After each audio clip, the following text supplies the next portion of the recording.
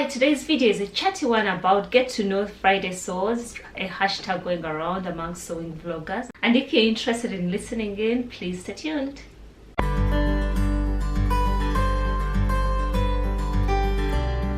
Hi lovely people, welcome to my channel. It is Josie here. I'm glad to have you back again.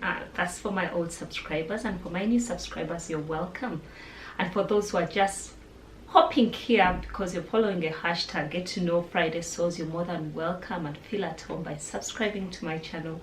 Maybe before I go on, I thought I'd show you what I'm wearing. I'm wearing a border style dress which I made, I think, from the November issue. I could be wrong, either November October issue of border style. I'll attach it in the cards here with the sew along of this dress. It's just a jumper dress because it's a bit chilly, still chilly up here in the north of England, so we need to still wear somewhat warm clothes. And with no further ado, I thought I'll tell you about the hashtag that's get to know Friday sews. If you've been following on my channel, I've so far recorded 2 videos of Friday sews. The names might be used interchangeably with weekly sew and tell, because that was something I was doing prior to Friday sews, but I'm still taking part in Friday sews, whereby I upload a video on Friday and I update you on what I've been up to, sewing related mostly, and a little chat of what's going on in life. Not a lot, not the entire story of my life, but just a little bit of it. Friday sews is a hashtag that was started by Jane from Today in the Jane's Sewing Room, where she invited other vloggers to come and to join in and post a video every Friday where they document and talk about what they've been up to sewing and what they hope to do the week after.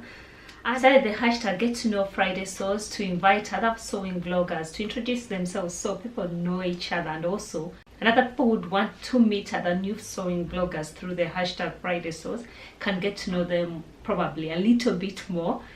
And this is my take, a list of 10 questions, and you just talk about yourself, what you love to sew, basically that. And if you're interested, let's get on cracking. And the first question is, what's your name? I am Josephine Magola. I go by Josie because we can all agree that Josephine is such a long name. I wouldn't want everybody to try and say that name because most people butcher it when they try to write it. And also my dad always called me Josie growing up, so Josie seemed like the easier name to read and to say and to remember. So that's why I go by it is Josie on this channel, and most of my blogging, everywhere I go by it is Josie. So Josie is what I use in the sewing community. And where are you from? Maybe before we go on, I would like to advise you to get a cuppa. It might end up being a bit long. If you want to listen to the story, get yourself a brew, and I have a cup of peppermint tea in here. And okay, the second question is, where are you from? I'm born and bred in Uganda, Africa. If you're wondering where Uganda is, it's in Africa. And I've lived there most of my life. I did most of my schooling there, apart from when we moved to Manchester in 2010 to 2012 with my husband by then. And I did a master's degree in public health in Manchester. Went back home, but ideally I've done most of my studying and everything in Uganda. And then we returned to the UK. That was in 2015, and I've lived in the UK now for 6 years plus the 2 years I lived in Manchester, so that's a total of 8 years in the UK. And right now I'm based in the north of England. That's in West Yorkshire, Leeds to be precise. So that's where I am right now, but originally from Uganda, Africa. Question number 3, what do you do for a living?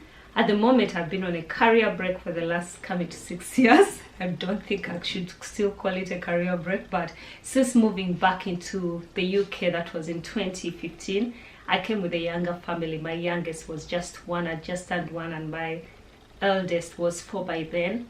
And I knew we had uprooted them from where there was family, and we moved to the UK, just the 4 of us with no family around. So I made a deliberate decision to actually stay home, take a career break to get them on their feet.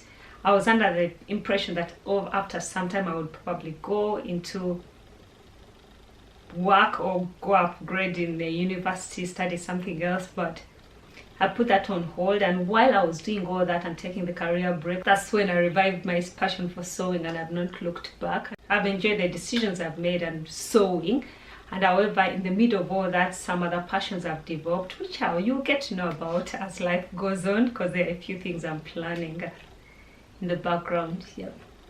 And how long have you been sewing for?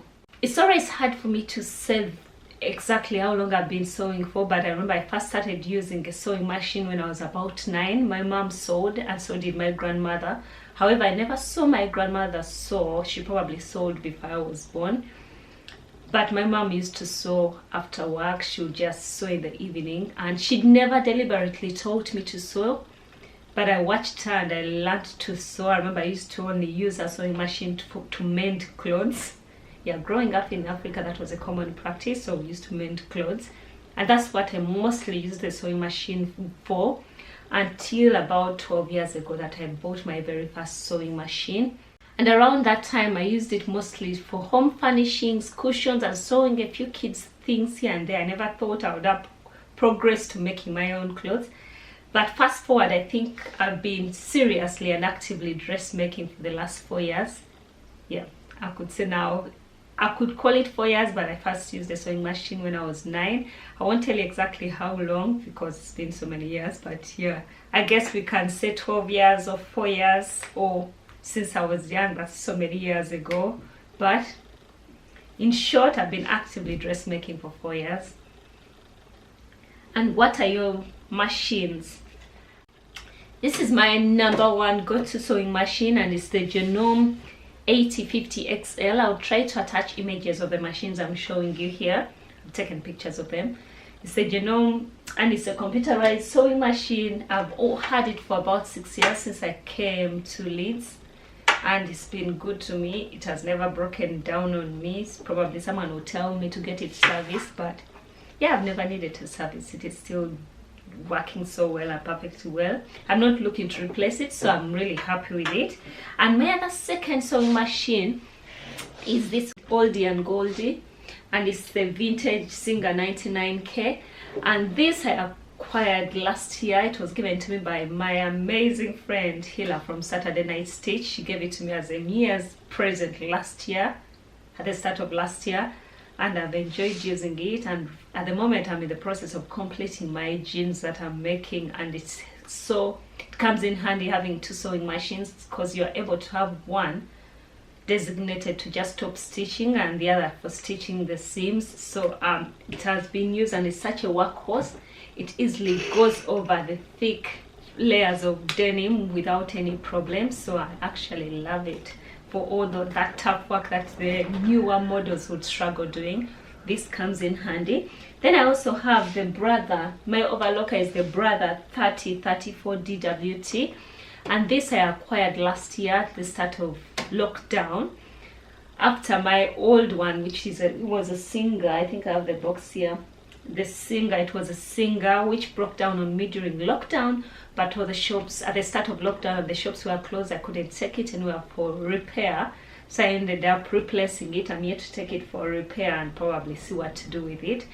And then I also have a cover stitch machine. It's the brand Necci, and it's Necci 4050 Pro Series, and Necci is an Italian brand. I'll also attach an image of it. It's an Italian brand of machines. I hadn't heard of them so much. They are not that common, but I've had a few people tell me in the comment section that they've owned a Necci sewing machine since the 1970s. So I think it's a brand that has been making sewing machines for quite a while. It might not be as common in the UK. And that machine of mine, we've always had a love and hate relationship, but I can confidently say that now we are quite good friends. Not best friends, but good friends. I love it. It's not bothering me. I think with the cover stitch machine, you just have to learn how to use it and to fall in love with it.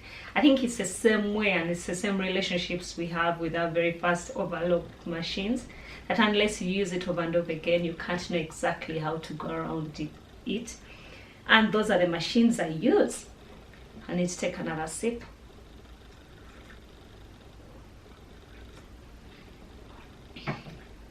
The next question, self-taught or formal classes?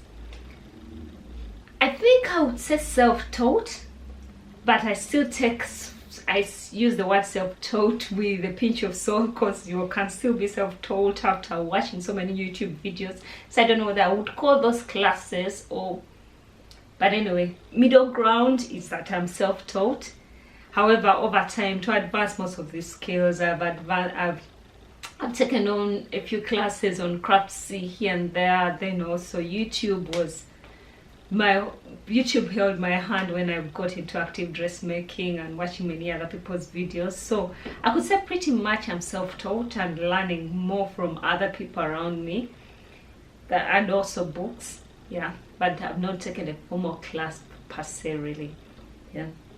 The next question is Big Four or indie patterns, and also you can specify which pattern company you love sewing up with. I've sewn up with a few Big Four. I think I've had, when I want a particular pattern, I'll go down the road, but it's never my first choice.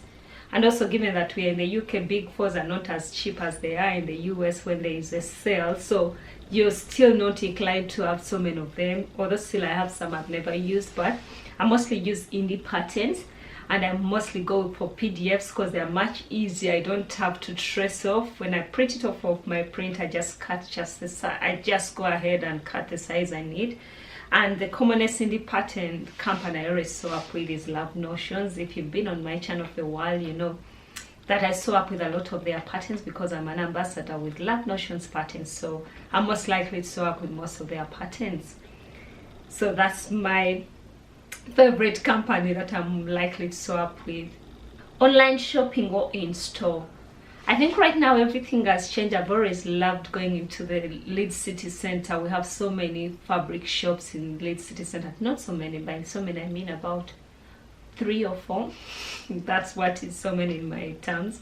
But at least I'm glad to have those. They always give me whatever I need. However, from last year when lockdown, it's exactly a year since lockdown, I've not been to most of the shops apart from one which is in the outskirts of the city center where I've always driven. But otherwise, I resorted to online shopping for most of the things because it's what is easy and most convenient to do. But in the past, I've always liked going into the shop, stroking the fabric and buying it. But at the moment, I've resorted to online shopping. Your favorite sewing task? My favorite, I could say, overlocking. I just feel like it takes away all the guess game. That's why I loved sewing with knit fabrics, because you easily sew I easily sew everything with my overlock. I don't bother with going over with my sewing machine then an overlocker to finish. No, I always do everything over my overlocker and always know where the seam allowances lie. So overlocking is my best sewing task, because if that's your task, otherwise. Anyway, the question included either stitch or sewing task, so overlocking is my best sewing task. Least favorite, that wasn't the question, but if you really want to know, I don't like cutting. I don't like cutting. If I could delegate that and ask my husband to help me with cutting, I would gladly let him do it, but unfortunately I don't think I wouldn't regret that decision. So I cut because I must sew, but otherwise if there was anything I could delegate to anyone, that would be it, cutting fabric. And your best advice for other sewers? That's the question number 10. Your best advice to other sewers? Done is better than perfect. That I learned from my friend who told it to me, and also I'm telling it to others because sometimes I have to tell myself, like, done is better than perfect. Because I think in the past I used to take a lot of time sewing because you want extremely, and I think I used to call myself a perfectionist then. I'm not sure whether I was, probably I wasn't, but I used to spend a lot of time trying to get everything seamless. Even when I know it's not really needed, I would go down the road to get everything perfect, and in so doing actually it takes away your joy of having to go down the road and spend extra time that you would have saved. So at the moment, I would say my best advice is done is better than perfect. Sometimes don't put a job on the side because it didn't go well, then it ends up in the UFO box. Just finish it up, complete it, then you'll see what happens from there. If you need to, if it doesn't fit perfectly, donate it to someone. So my best advice is done is better than perfect. And then the bonus question, how did you find out about Friday sauce? I think the very first time I came across Friday sauce was from Alex. That's Alex from Alex Judge Sauce.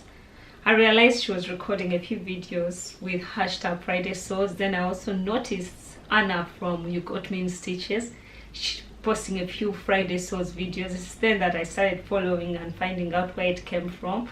That's when I realized that it was introduced by Jane from Today in Jane's Sewing Room. And yes, that's it with today's video. Get to know Friday sauce. Unfortunately, I can't show you a lot that I've been sewing. One, because I'm in the middle of a pattern test, and so that pattern won't be out until in 2 weeks, so I can't show you what I'm up to. And I'm also completing the Mega Nails on hash jeans that I showed you. They've been a slow process. You just pick on it when you have some spare time. Otherwise, most times I always go with things that are needed urgently, that I jump onto that.